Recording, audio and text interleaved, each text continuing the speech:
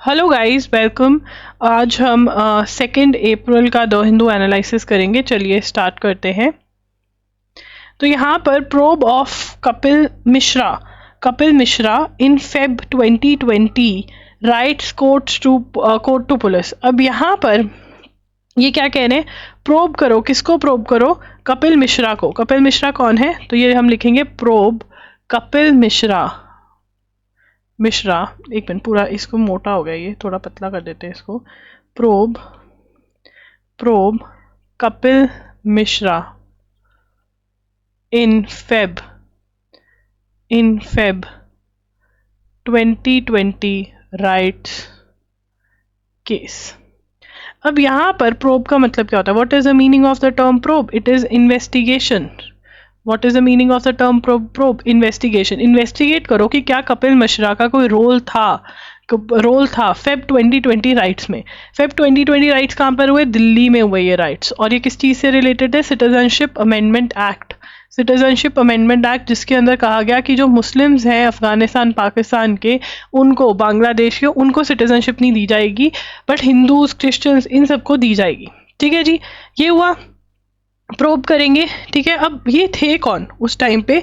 He was Delhi law and ordered the police. Court has ordered, ये लिखेंगे, court ordered the police, court ordered police to register an FIR against Delhi Law and Justice Minister, former, जो पहले हुआ करते थे, minister Kapil Mishra. ठीक है ना? Into its alleged role in violence. क्या he was involve in violence, जिसमें 53 लोगों की डेथ हो गई थी और 700 इंजर्ड हुए थे। 53 लोगों की डेथ हो गई थी और 700 इंजर्ड हुए थे। क्या इनका रोल है या नहीं इसके अंदर? ठीक है ना? तो ये इनको बोला गया है। तो कपिल मिश्रा नाम आपको याद रखना है, दिस इज इंपॉर्टेंट। ठीक है, उसके बाद आगे चलेंगे न्यूज़पेपर में हम। Bill may have clause for altering Waqf status. अब वकफ क्या है? What is Waqf? Waqf is जो ऑर्गेनाइजेशन मुस्लिम प्रॉपर्टी को संभालती है। ठीक है ना?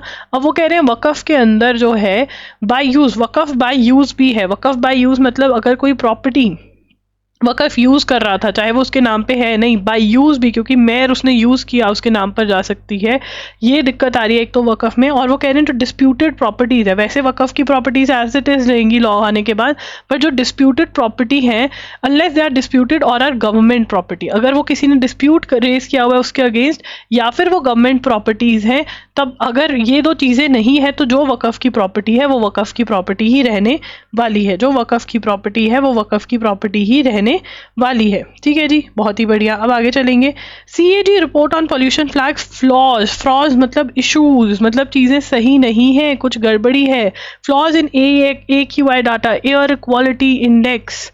AQI डाटा क्या है? एयर क्वालिटी इंडेक्स में दिक्कत है दिल्ली के, एयर क्वालिटी इंडेक्स में दिक्कत। ठीक है ना? CAG रिपोर्ट क्या कह रही है? Air quality, CAG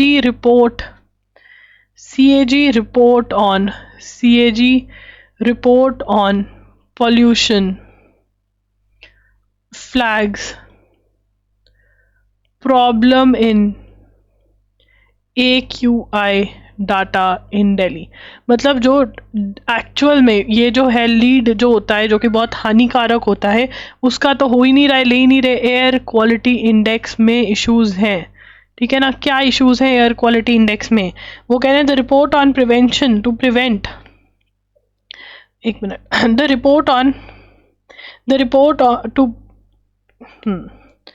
the report on prevention and mitigation of vehicle air pollution in Delhi was tabled in Delhi Assembly. उसके अंदर problem report said AQI was calculated without adequate data. AQI was calculated without adequate data. बिना adequate data के AQI जो air quality index है वो देखा जा रहा है। ऐसा क्यों हो रहा है? पॉल्यूटेंट्स, वो कह रहे हैं The data on the concentration of pollutants in air for a minimum 16 hours a day was not available from Delhi Pollution Control Committee. The DPCC was also not measuring levels of lead. क्या हो रहा है उसके अंदर? ठीक है, वो कह रहे हैं डाटा, रिक्वेस्टेड डाटा, ये लिखेंगे requested data on concentration of pollutants in air for a minimum of 16 hours a day was not available from Delhi Pollution Control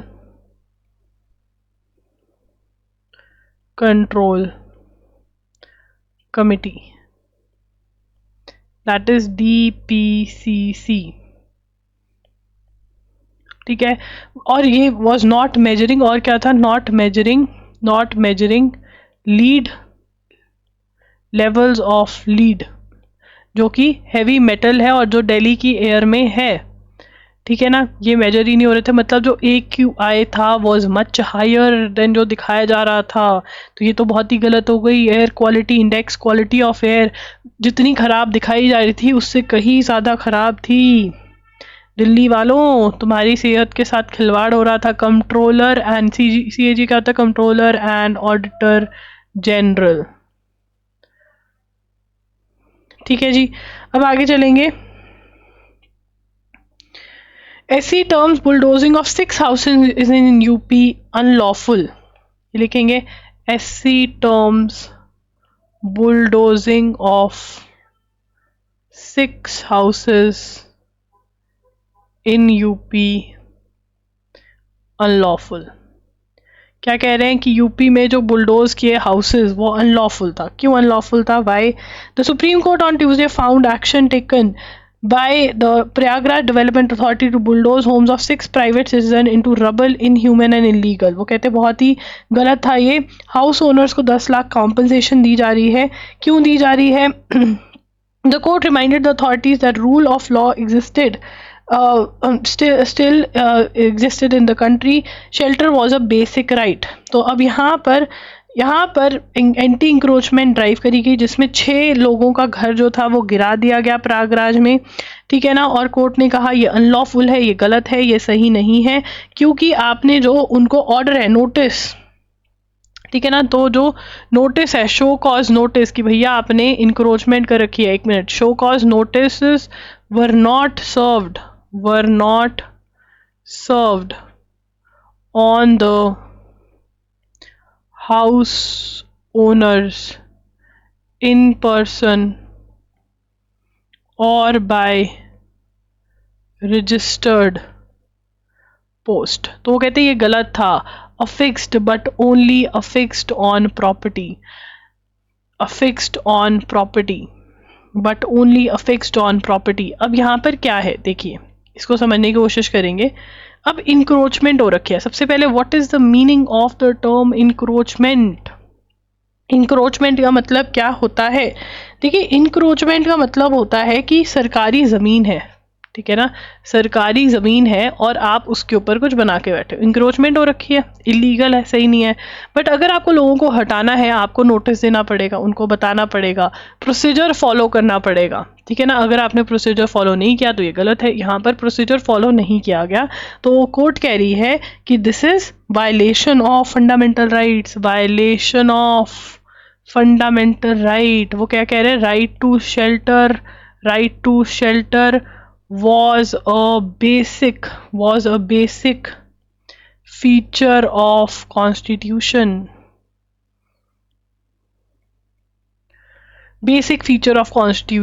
ठीक है ना। ये है बुलडोजिंग और 6 हाउसेज इन यूपी अनलॉफुल। आपने नोटिस नहीं दिए तो ये गलत है, सुप्रीम कोर्ट ने ये बोला, ठीक है। ओके, चलिए आगे चलेंगे।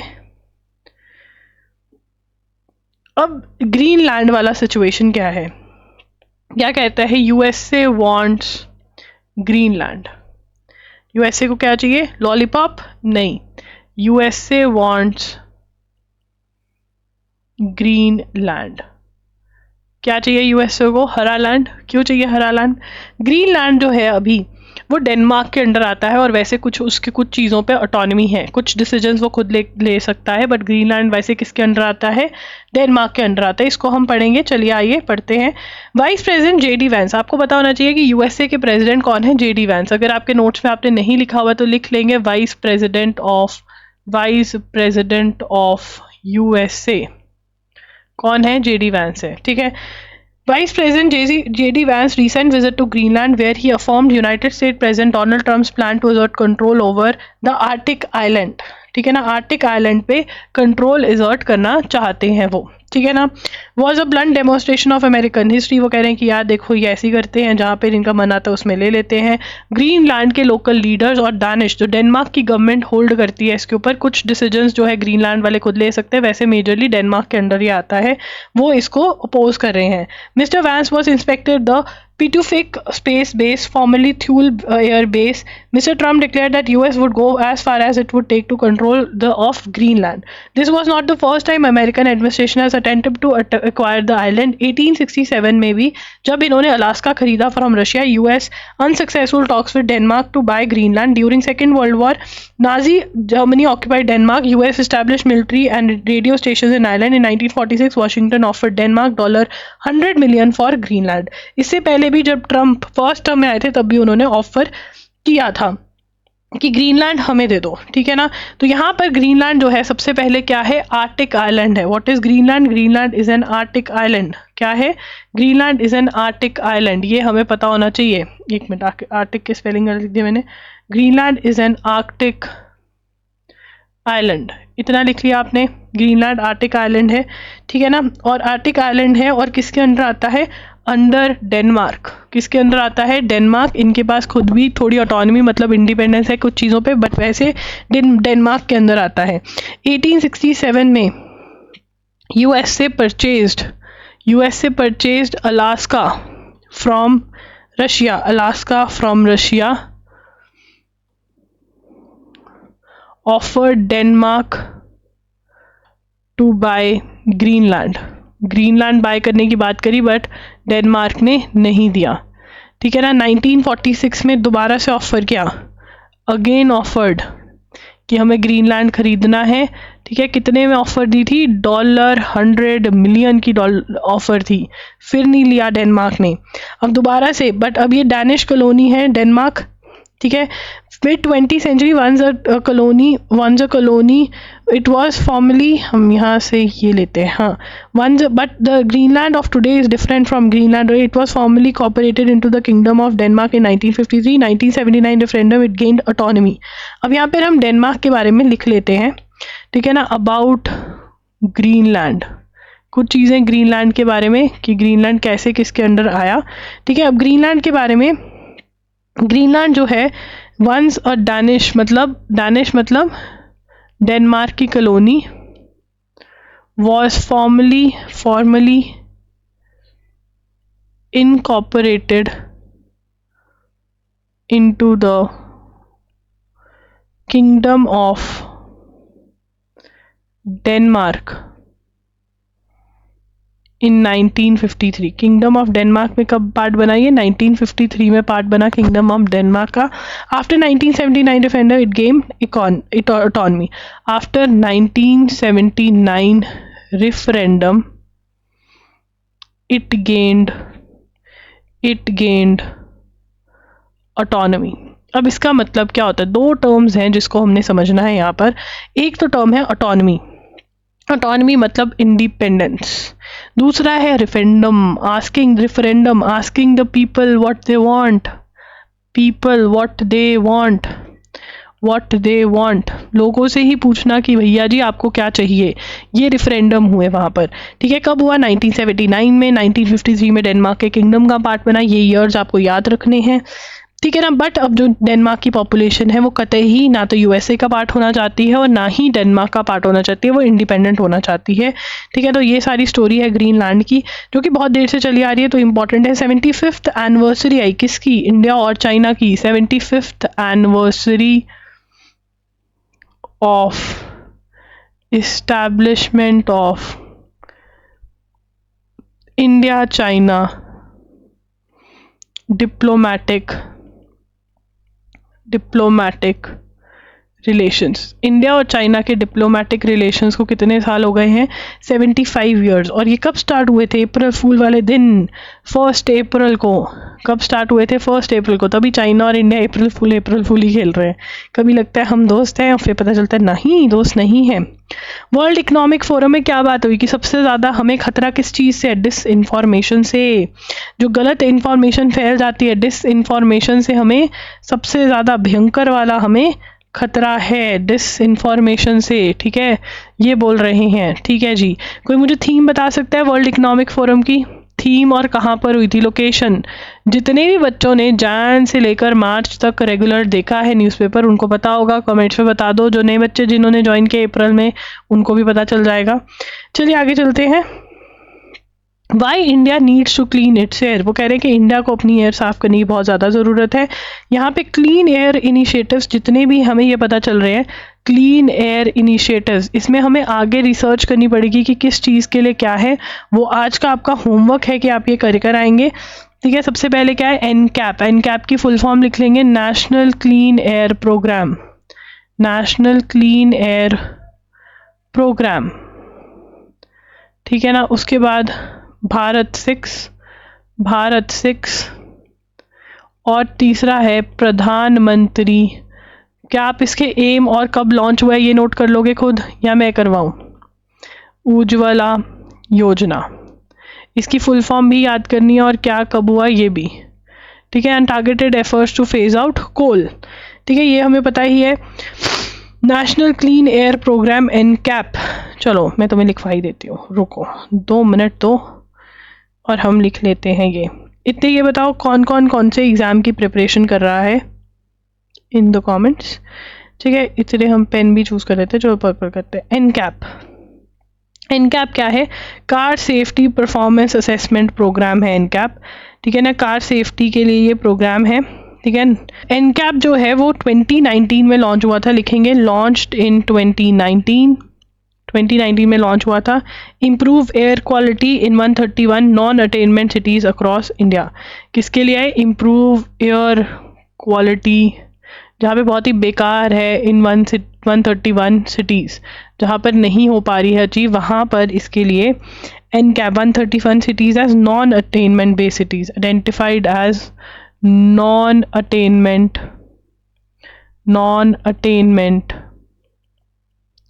Based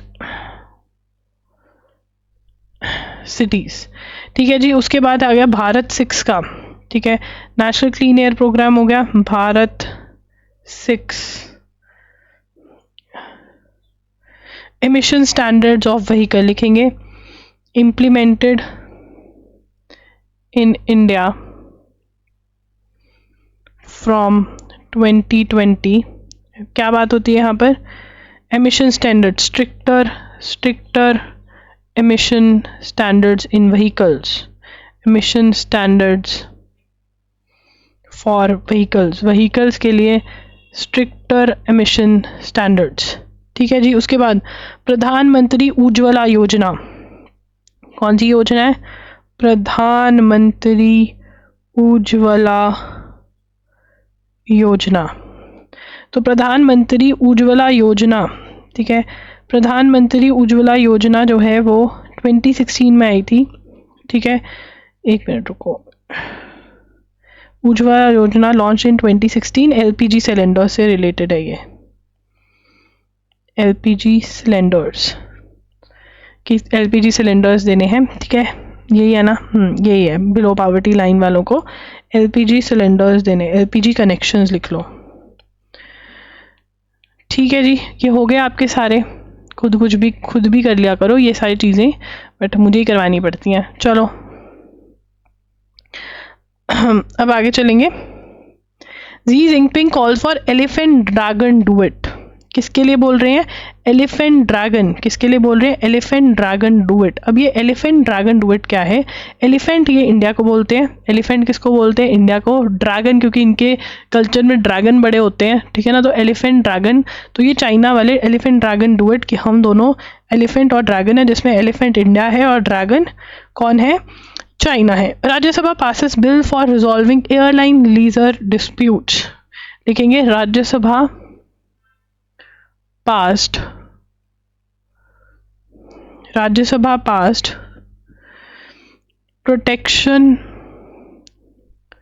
protection of interests in aircraft object bill 2025। ये क्या करता है? seeks to turn into law provisions of an international treaty governing disputes between airlines and lessors of aircraft and engines. तो अब जो एयरक्राफ्ट है, तुम्हें क्या लगता है कंपनी एयरक्राफ्ट खरीद लेती है? बहुत वो लीज पे भी लेती है, रेंट पे भी लेती है। अब उसके बहुत डिस्प्यूट्स होते हैं, उन डिस्प्यूट को सॉल्व करने के लिए एयरक्राफ्ट ऑब्जेक्ट बिल 2025 आ रहा है, और ये एक इंटरनेशनल ट्रीटी है, उसको भी फॉलो कर रहे हैं, जो वो इंटरनेशनल ट्रीटी कहती है। Referring to past disputes over unpaid dues to lessors, SpiceJet, go first, इन सब ने किया है।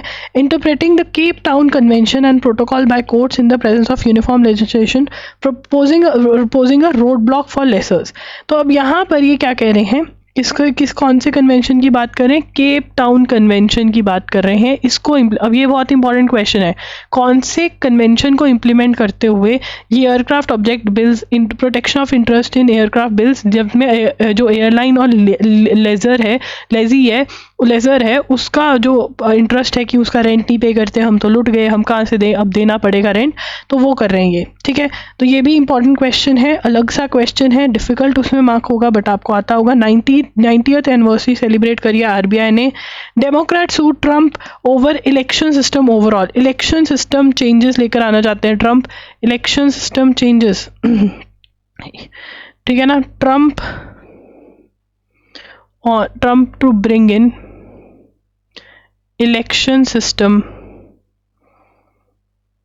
चेंजेस, इलेक्शन सिस्टम में चेंजेस लेकर आना चाहते हैं। क्या चेंजेस लेकर आना चाहते हैं? इम्पोज चेंजेस इंक्लूडिंग रिक्वायरिंग, लिखेंगे requiring citizenship proof to register to vote, limiting mailing in ballot. तो वहाँ पे क्या, अगर कोई अमेरिकन इंडिया में रहता है, वो इंडिया से भी अपनी वोट भेज सकता है, तो उसको मेलिंग वाली काउंटिंग कहते हैं, उस पर लिमिट लगाना। द लॉ सूट, अब lawsuit has been filed, lawsuit filed by Democratic National Committee. Democratic National Committee ने केस फाइल कर दिया ट्रम्प भैया पे कि आप ऐसे कैसे कर सकते हो, ठीक है। ले पेन्स पार्टी, ले पेन जो है उसको बैन कर दिया है इलेक्शन से, ले पेन बैंड, ठीक है ना। तो अब पेन का लेना देना बैन होगा, ठीक है। टीचर कहती पेपर में बैन हो जाता है, तुम कहते हो चीटिंग करने के चक्कर में मैं तो पेन ले रहा था, मेरा पेन चलना बंद हो गया, तो टीचर क्या करती है, पेन का लेना देना बंद। वैसे ही ले पेन को भी बैन कर दिया, वो कहते पेन का लेना देना बंद, ठीक है ना। ये फ्रांस के अंदर हुआ है, कहाँ पर हुआ है ये? फ्रांस में हुआ है। और ये कौन है? ले पेन जो है ये एक बहुत ही बड़ी लीडर है, नेशनल रैली लीडर है, ठीक है ना, और आरएन लीडर है, और ये एक बहुत बड़ी कैंडिडेट है, ठीक है ना, कैंडिडेट फॉर 2027 इलेक्शंस। 2027 इलेक्शंस के लिए कैंडिडेट है, बट इनको अब बैन कर दिया गया इलेक्शन से, तो इनकी पार्टी अब जो है वो प्रोटेस्ट करेगी। इनका पूरा नाम है मैरीन ले पेन। तो मैरीन को पेन, वो कहते हैं एक बार पेन दे दिया अब बैन है, अब और पेन नहीं मिलेगा भैया, एक ही पेन मिलेगा, ठीक है। ठीक है, तो ये था हमारा आज का न्यूज़पेपर। सो गाइज़, अगर आपको कुछ भी बाय करना है आप loggery.in पर जा सकते हैं। loggery.in पर आपको मिल जाएगा, हमारे मॉक टेस्ट मिल जाएंगे, ठीक है ना। मॉक टेस्ट आपको NL SAT के मॉक टेस्ट मिल रहे हैं, CUT UG के मिल रहे हैं, JMI के मिल रहे हैं, AMU के मिल रहे हैं, MHCT PU 3 इयर्स 5 इयर्स के मिल रहे हैं, ठीक है। ये सारे मॉक टेस्ट हैं, और भी मॉक टेस्ट हैं, तो loggery.in पर ज़रूर जाएँ। स्टडी मटीरियल जो है, बहुत लोग फेब का मांग रहे हैं, तो फेब का किस किस को चाहिए, कौन चाहता है कि फेब के करंट अफेयर्स जल्दी से आ जाए। MCQs तो आ गए हैं, फेब के मार्च के भी आ गए हैं, तो वो आप चेकआउट कर लेना वेबसाइट पर। Thank you for watching the video कैसी लगी कमेंट्स में ज़रूर बता देना, ठीक है। Thank you, bye bye, take care.